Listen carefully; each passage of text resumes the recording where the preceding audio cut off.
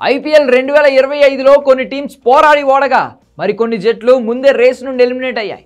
దీంతో ఫ్రాంచైజీలు ఇప్పుడు తమ లోపాలను తెలుసుకొని సరిదిద్దుకునే ప్రాసెస్ మొదలుపెట్టాయి. ముఖ్యంగా భారీ అంచనాలతో లీగ్ స్టార్ట్ చేసిన లక్నో సూపర్ జైంట్స్ అందరినీ డిసప్పాయింట్ చేసింది. కనీసం ప్లే ఆఫ్స్లోకి కూడా అడుగు పెట్టలేకపోయింది. లక్నో 14 మ్యాచ్ల్లో కేవలం 6 విజయాలతో 7వ స్థానంలో నిలిచింది.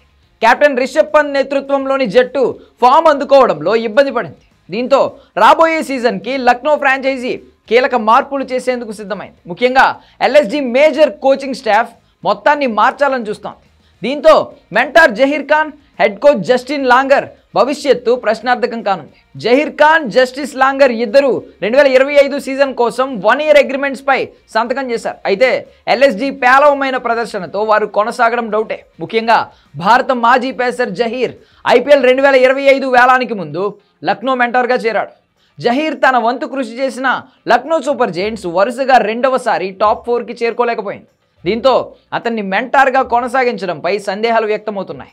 వేలంలో రికార్డు ధర పలికిన కెప్టెన్ రిషబ్ పంత్ ఆఖరి మ్యాచ్లో సెంచరీ మినహా పెద్దగా రాణించింది లేదు. అతడిని సానబెట్టడంలో మెంటార్గా జహీర్ విఫలమయ్యాడని సంజీవ్ గోయింకా భావిస్తున్నాడు. అయితే ఈ సీజన్లో భయం లేకుండా చెలరేగి ఆడాలని అనుకున్న లక్నో మైదానంలో మాత్రం తేలిపోయింది. మరోవైపు హిట్టర్ నికోలస్ పూరన్, మిడిల్ ఆర్డర్లో సమద్ తేలిపోవడంతో ఆ జట్టు విజయ అవకాశాలు దెబ్బతిన్నాయి. దాంతో వచ్చే సీజన్కు పక్కాగా సన్నద్ధం కావాలనే ఆలోచనతో ఉన్న ఆయన కొత్త మెంటార్ కోసం చూస్తున్నాడనే టాక్.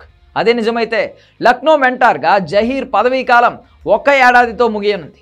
గతంలో ఆస్ట్రేలియా జాతీయ జట్టుకు కోచ్గా పనిచేసిన లాంగర్ పరిస్థితి కూడా అలానే ఉంది.